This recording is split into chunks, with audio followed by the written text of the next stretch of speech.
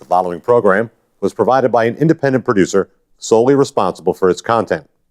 The opinions expressed do not necessarily represent the views of this station, its staff, board of directors, or underwriters.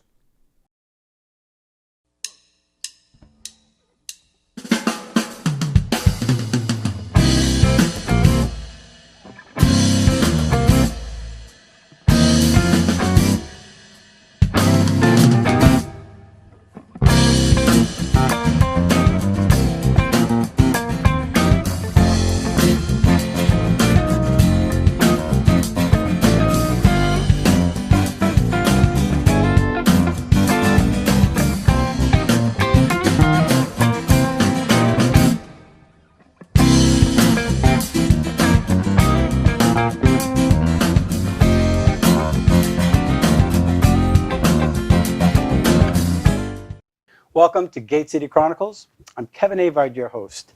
And today we're going to be talking with a couple of Marines here. And we're going to learn a little bit about the life of a Marine, why you become a Marine, and what does it mean to be a Marine. And to help me with this topic, we have Sergeant Darius Rogers. Yes, sir. And Eric Brown, Staff Sergeant. Yes, sir. Welcome to the show, gentlemen. Thank you. I'm honored to have you, and Thank you very in much. advance, we thank you for your service, and we appreciate you coming on the show. That's our pleasure. So, Marines, why did you choose to be a Marine? Well, for myself, I'd say it was, I found something in here that I didn't know and that I did know that I was looking for. There was a lot of, when I was first introduced to it, my recruiter, Staff Sergeant Davis, at the time, he helped introduce a lot of things about the Marine Corps, qualities about it that I realized that I was looking for and I was already seeking into myself. Mm-hmm. So finding those things that aligned with my own desires and my own goals and aspirations for myself, that's what drew me to it. And you come from a military family. Yes, I do.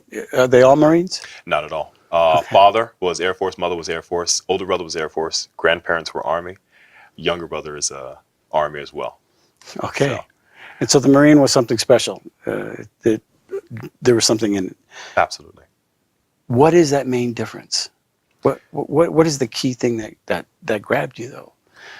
I would say that the biggest quality about it was about how much I wanted to better myself, and I wanted to take a path that was different from everything else, a path that not everybody else took, a path that I knew I could take, and that only if I truly had that aspiration, that courage within myself to take that path, the path that's not everyone follows, the path less tread. Right. Robert Frost, right? That's right. And moving up the rank a little bit, right? Right. I had to ask, what the difference was. Again, a little bit of military family, Air Force. Yeah, my father and grandfather were in the Air Force, never while I was born, so I didn't really grow up around it. But kind of grew up, regular family, nothing hard, nothing easy though. And then as I kind of grew up, planned on going to college. About three months out from graduating high school, kind of decided I didn't want to do the school thing. Right. Right after high school. So I went out and I got a job, and I realized that as I finished high school, a lot of the things that I liked about my life started to wither away, such as, really good friendships, having that family to be there. And I kind of thought to myself, what can I do to bring all that stuff back together? Kind of went down and I was like, you know what, the military sounds like a pretty good thing that might be able to help me get some of that, tertiary family back. Sure. And asked myself, well, what branch did I want to serve in? Dad and Grandpa were in the Air Force. Nothing against them. I never heard any cool Air Force stories from them. My other grandfather was in the Army, and I kind of looked at it and I said, you know what? I said, I want to take the most challenging route possible that there is. So that's when I walked in and I sat down and pretty much told my recruiter, I said, I want to go to boot camp as soon as possible.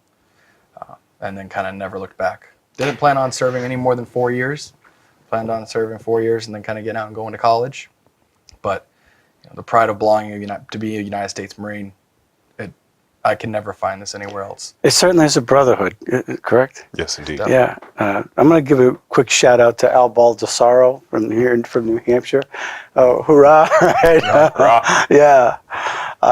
Definitely very big cheerleader for you guys, and of course he is a Marine, and once a Marine, always a Marine, from what I Absolutely.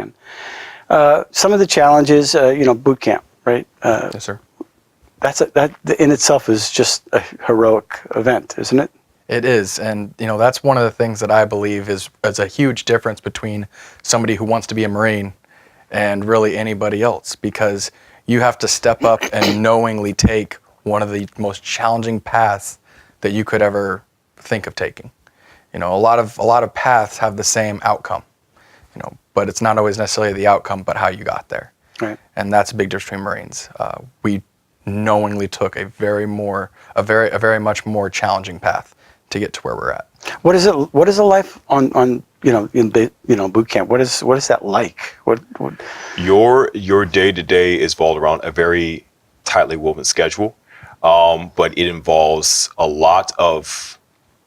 It goes above and beyond just the normal activities that you can imagine, and a lot of it is based on pushing you to your limits and helping you to realize what your limits are and helping to show you that you are capable of going beyond your limits. And there will be a great deal of physical activity every single day, as well as a lot of military education. But a lot of these things, as you go through these different activities, these different exercises and training regimen, there is a great deal of discipline that is instilled into all the everything that you're following in the exercises to help you acclimatize you to not only following a sort of regimen, but absorbing that professionalism and that discipline that is accustomed, that is recognized in Marines. So you go through all that. You go through the challenges. You do that. I don't know. Is there a 70-mile walk or march or 70? So the biggest challenge in boot camp would be the Crucible. Okay. Which is the culminating event at Yeah. the end of boot camp. It's a 54-hour training evolution. You hike 46 miles during 46. that time. A little bit of sleep, a little bit of food. Believe it or not, it's not. People don't quit on that. It's the last thing that you do before you actually earn that title of United States Marine. And that's why people don't quit, because once you earn that title, once you can see that light at the end of the tunnel, Right. you're a Marine for the rest of your life. So you meet this adventure. You go through all that. Then there's this anticlimactic thing going on. I mean, you're not doing the push anymore. You've graduated. You've got the honor. Now what? What happens after all that glory, and all that hard stuff? Is it anticlimactic? Is there, hey, now what? No. I would say it's not, and the reason being is boot camp would be the hardest thing that you've done in your life up to that point. But everything you do in the Marine Corps from that point on is harder than boot camp. It's just it's kind of hard to compare it to everything else you've ever done in your life. Mm-hmm. Everything you do in the Marine Corps from boot camp on is just as hard. It's just you're kind of built up to that challenge, so it doesn't seem as much of a drastic change. After boot camp, you come home for 10 days, get a little bit of time to decompress, not being yelled at every hour of your day by a drill instructor. But then you go back to what's called Marine combat training. And what that is a lot of people think that our boot camp consists of a lot of like war fighting training and stuff like that. But there's actually really not a whole lot of that at all in our boot camp. Okay. So you go to this Marine combat training, which is an entire month spent in the field, camping out, doing a lot of like machine gun shooting and doing really what a lot of people think our boot camp consists of. And it's just as challenging as boot camp. It's not as much of a drastic change as to what you were doing right before Marine combat training, because you weren't a senior in high school or somebody, being a waiter at a restaurant. You've already done boot camp at that point. So you're learning rules of engagement and not basically tactical. Yes. And is that constant? Is that a constant training? Yes, we are constantly making sure that we are staying up to date, that we are constantly skilled, and we're able to recognize those situations, regardless of whatever your job field is. The next situation that you follow through after the combat training is you going to your job school. You learn your specific trade that you will be performing in the Marines. Now, is that chosen for you, or do you choose that? You choose that. We choose that. Yeah. Once you determine what you qualify for by taking the Armed Services Vocational Aptitude Battery Test with the ASVAB, once that determines what you qualify for, you choose that job field that you want to work in, the skill that you want to specialize in for the Marines. So having that training and that discipline and then having those combat skills are basic things that make you an exceptional Marine. And then you amplify that with the job skill that you would be performing to make yourself an all-around professional. So what are the field of choices that you have if you've done well with your ASVAB? They can go from anything to myself, which it would be an electronic maintenance technician, fixing electronics, computers, telephone switches, to aviation mechanics, to a culinary specialist, to a broad range. There's over 330 jobs that, even off the top of my head, I wouldn't be able to list half of them. Okay, so there's a variety.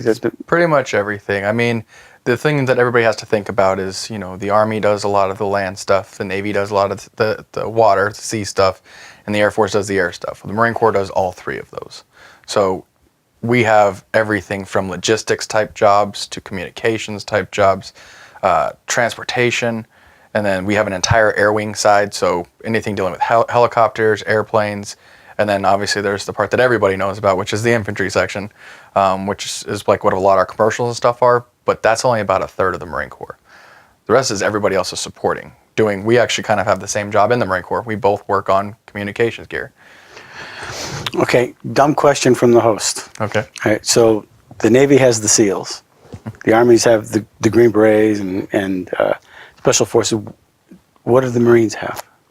So the Marine Corps has what's called MARSOC, Marine Special Operations Command. So I never knew that. And what that really comes down to is those are all SOCOM units. It comes down to kind of where the funding comes for it. But those are the people, those are what's considered the Marine Corps Special Operations Forces. Right. It's not something that we advertise. It is a very, very tight-knit community. Just imagine the things that you achieve in order to become a Marine. And as we've been telling you about how difficult the Marine Corps is, you cannot put into words of how difficult it is, just like, as you can imagine, as difficult as to get into SEALs. Mm-hmm. If the Marines are known to have the toughest training and the highest level of professionalism and discipline, you can only imagine, actually you can't imagine, how difficult and how disciplined the Marine Special Operations team is. And that's in itself is obviously an honor, and we're glad we have you. I'm definitely glad we have you. So after you've gone through all the training, you still, you're here. What is a life of a Marine as you're in full-time service? What is that like? Well, something that you were saying earlier, it made me realize about what it is that continues on. You were talking about how anticlimactic you think it might be, when actually I realized for myself that when you're going through boot camp and that moment where you have earned that title of United States Marine, and that is a very, very deep feeling for every single Marine, for everyone who has crossed that threshold and they have earned that title. But going beyond that, something that you continue to learn, that you gain, that you realize, for myself, was having that sense of camaraderie and that brotherhood, that family. It's that any and every single Marine that I meet is that is a person that I can reach out and connect to. And so on a day-to-day basis, it is working with these individuals and continue to grow, to learn. And there are Marines everywhere. So you can never be able to get to know every single one of them as tightly as you can. So you have just all these individuals that you have, all the time that you have with them, to grow with them and get to know them and to pass on your own experience and share in their knowledges and experiences as well. So I was just, something that came to my mind when we were talking about how anticlimactic it is. It might seem to be, actually for myself, just having that experience of continuing to build this family that I have, that's actually something that's what continues to soar for me. So rather than being an adventure, it's a quest. Yes. Right? There and back again. But this is more of a life's journey, especially seeing how your career. Right? So how long have you been in? Myself, I've been in for 8 years. 8 years. About 12 years. 12 years. And so you're lifers. Oh, yes. Definitely. Right? How long does it take to become a sergeant? And what do you have to do to become a sergeant? So it's all based off of your job. But typically, it's about 4.5 years to become a sergeant, and it all goes off of your performance. Everything in the Marine Corps is all performance based. How good is your physical fitness? How well do you know your job? It's kind of what it does is it creates a whole Marine picture, so that it's all really what it comes down to. It's all a competition. You have to earn every promotion that you get. because there's only a certain amount of people that can get promoted every Right. month. So they promote the best every single time. So the young folks that are in high school that they're thinking about a career path. They don't want to go to college, get out of college, and have $100,000 and $200,000 debt. Some just don't want to do that. But they don't want to be thought of, well, I can't do anything, so I'm going to go into the military. Now, some people actually think that way. That's your only choice, because in the past that used to be one of the things. If you can't make it in college, I guess I'll join the armed forces. That really does a disservice to you guys and to our military, doesn't it? I mean, that type of thinking, and that's out there. It definitely is. Yes, it is. I think one of the biggest obstacles as well is that these students today, they don't realize of how much more skills and qualities they can gain from the military. They think it's just a backup plan, when quite the contrary. A lot of students are making themselves even more qualified and making themselves more marketable as a professional and as an employee to an asset, or as an asset to a company. They're making themselves more trained and getting a lot of skills and experience that colleges isn't really providing for today. So, And now you're an electrician, electronic maintenance technician. so you learn that free, basically, Yes. through the military, and you're not going to have a student loan to back that up, right? Absolutely. Not disparate. I'm hearing over and over and over again, geez, $200,000 in student loans. A friend of mine just recently, he's struggling, and his parents are going through a difficult time, and he's got to pay off his student loans, and he's a full-grown man. And not that that's a bad thing. He's got a great career, but that's a heavy weight, And the fact that you can get free training, yes, you're serving your country. On top of that, you're learning self-discipline, and you're on a quest. I love The Hobbit. I don't know if you ever watched The Hobbit. Oh, yeah. And Lord of the Rings. I just got to go there a little bit. Maybe a few times. Yeah, actually, I'm pretty. Yeah, I love watching it because there's something inspiring about that, protecting people, and seeing the world, I guess. But And the bonds built. so that whole concept that what am I going to do? I don't know what I'm going to do. Not just guys, but ladies too.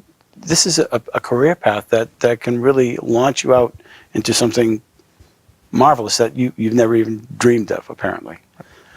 And I like how you brought up like the college portion of it. I'm a firm believer in some sort of post high school education is crucial in order to be successful in this world. Mm-hmm. Sometimes the answer is college. Maybe the answer might not be college right after high school. New Hampshire being one of the best states when it comes to education, K through 12, it's number one in the United States. College, it's up there too. But even being that high, being rated that high, only 40% of people in New Hampshire actually get a bachelor's degree in 4 years. Only 60% of the people will actually end up getting the bachelor's degree at all when they start right after high school. So that's a lot of people that end up starting to go into college and end up not getting it. Right. Now, once you've served our country, there's some benefits there that can pay for the college if you want to pursue that route. Yeah, what we have, there's a few ways to actually pay for college. You actually get college credit for things you do in the Marine Corps. You get credits for graduating boot camp. You get 8 college credits just for graduating boot camp. ACE accredited credits that you can apply towards a degree. That's pretty. Sure. I think it should probably be worth more for how hard it is, but 8 credits. That's nothing. That's pretty good. Sure. You can take college while you're on active duty for free also.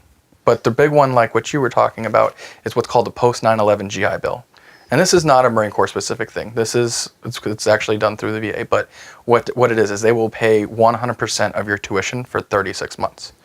36 months being 4 years, 9 months out of the year. Sure. On top of that, not only are they going to pay your tuition, but they will actually pay for what's called basic allowance for housing, which is an allowance that they will give you to ensure that you can focus on your studies instead of trying to focus on your studies and balancing a full-time job. Right. And that's zip code dependent. For this area, it's around $2,000 a month. So what is your expertise? I fix communications gear also. We just kind of work on different sides. He works more on the computer side. I work on the fixing anything from phones to satellite communication terminals. So you're the MacGyvers of the Marine, right? You give me a schematic, we could fix it. Yeah, that's cool. But I mean, that's just one of the many jobs that are available throughout the Marine Corps. We have some jobs that's very technical, like our jobs, and then we have some that are much more hands-on, like CDL type driver's license. Sure. Jobs like that. There's something really for everybody. It's just you have to seek it. So, people think about getting into the military and then, if I sign up, I might actually have to go see action. Well, that is part of the signing up. You are risking your life for our country. But you can risk your life getting in that automobile. I'm seeing it every day on 93, 93 is probably more dangerous than any place I've ever been. Yeah. A lot of teenagers are out on the road these days.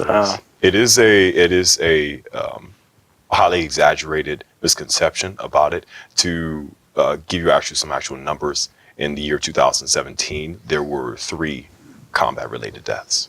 Just 3 in the year of 2017. And I would be able to give you numbers on how many individuals have died in a car accident, or due to drunk driving, or due to any sort of violence-related incident for just one particular area, let alone the entire United States. But becoming a Marine is a life preparation. Just even if you do a very short period of time, you've gotten a degree in life, pretty much. In the hardest aspects, if you will, and learning some trades along the way. So that's a win-win. So when you were in high school, you were just trying to figure that out. But if somebody's struggling with that right now, I mean, what is the main message you want to give to them? Those kids that are, I don't know what I want to do. Why consider becoming a Marine?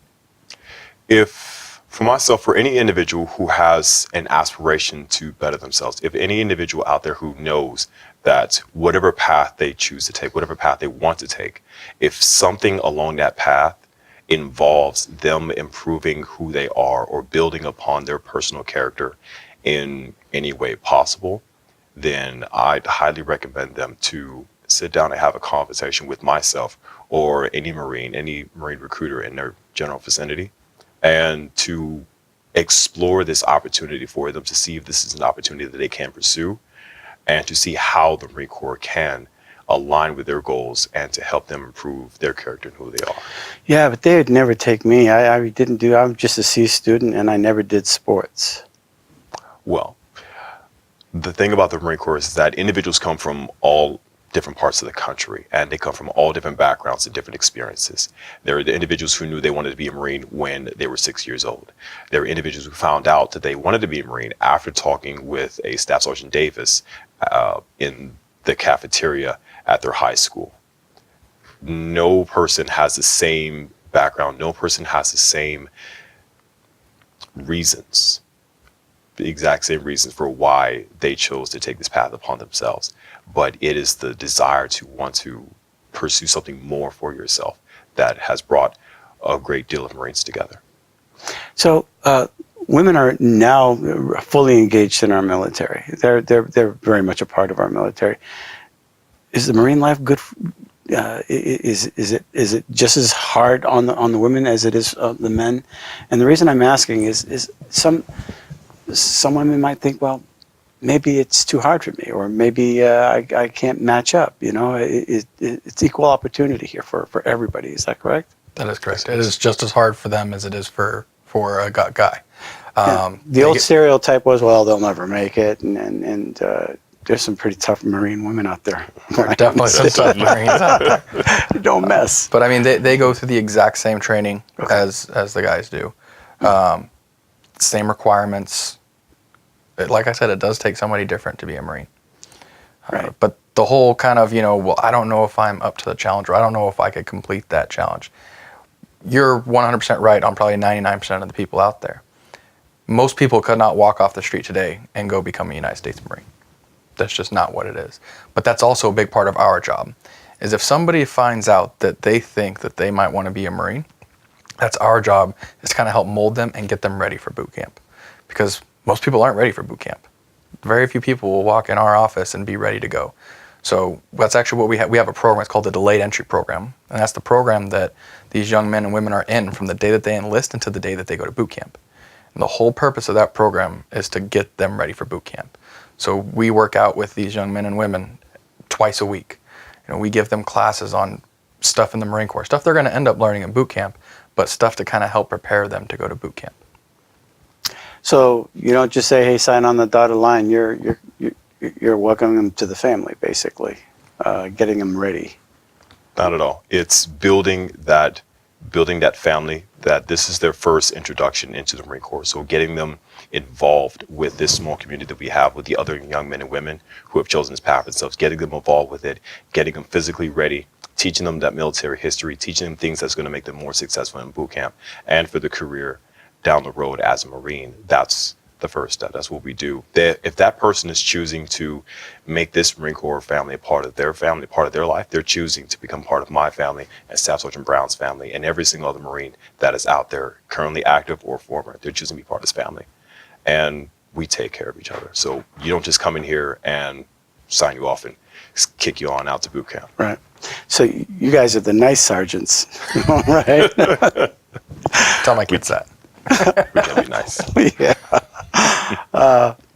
All right. So if people want to know more about becoming students or adults, they want to become a Marine, they want to explore the opportunity. How do they go about doing it?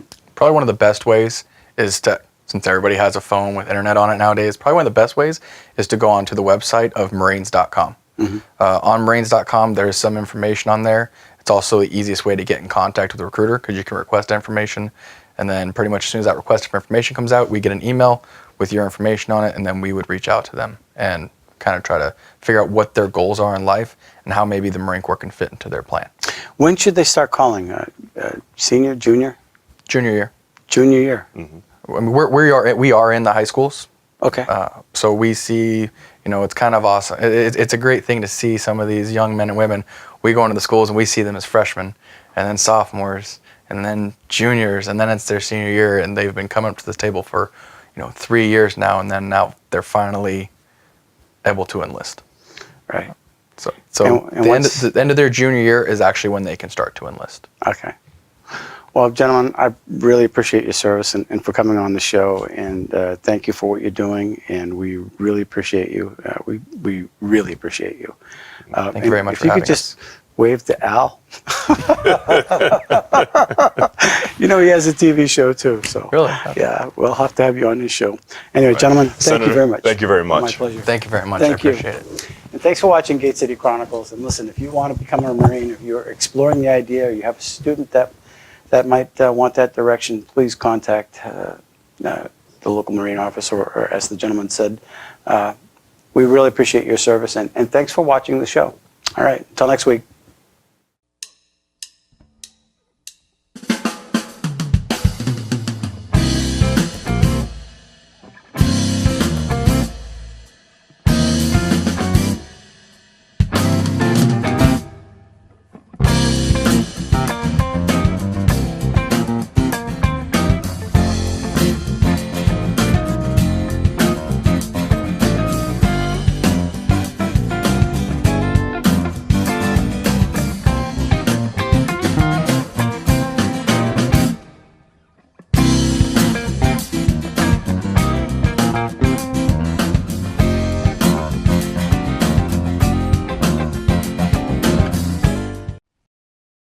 The preceding program was provided by an independent producer solely responsible for its content.